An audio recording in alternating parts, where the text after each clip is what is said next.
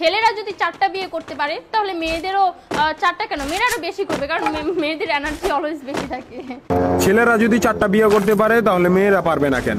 অবশ্যই পারবে, কারণ নারী পুরুষ সমান অধিকার। আর যদি একটা কথাই চিন্তা করি তাহলে মেয়েদের চেন কোনো কাজে লাগে না, চেন খুলে মোতার অধিকার তো তাদেরও আছে।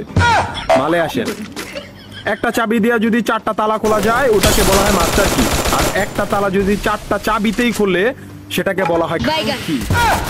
ধরেন আপনি 4টা ইঁদুর পালেন, আপনার কাছে গর্ত আছে একটা, বাহিরে অনেক বৃষ্টি, বুঝেনি তো ওয়েদার ডিমান্ড।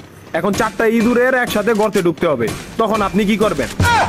ধরলাম উপরে নিচে মিলাই আরো 2টা আছে, হ্যাঁ, তাহলে 4 নাম্বার ইঁদুরটা কই যাবো? কানের ফুটা দা না নাকের ফুটা দিয়া? হ্যাঁ, তার মধ্যে মাসের মধ্যে 7 দিন থাকে লকডাউন। আমি মানি, আমি না শুধু সবাই মানে, মেয়েদের অনেক পাওয়ার, মেয়েদের অনেক এনার্জি। তাহলে দেশের মধ্যে ঘন ঘন লোডশেডিং হয় কেন? আমার মাথায় কোনোভাবেই ঢোকে না। একটা ছেলে যদি 4টা বিয়ে করে, 4টা ঘরে যদি 10টা সন্তান থাকে, তারপরে বাপের নামে একটাই থাকবো।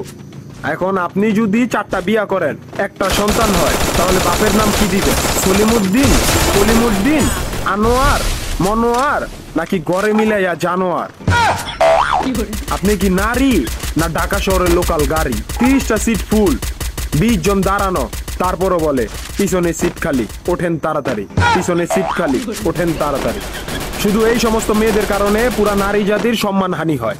আমাদের উচিত সিটি কর্পোরেশনের কুত্তা মারার ইনজেকশন দিয়া এদেরকে মেরে ফেলা, যাতে এদের জন্য অন্য কোনো মেয়েদের কেউ খারাপ নজরে না দেখে। মারানি কোনো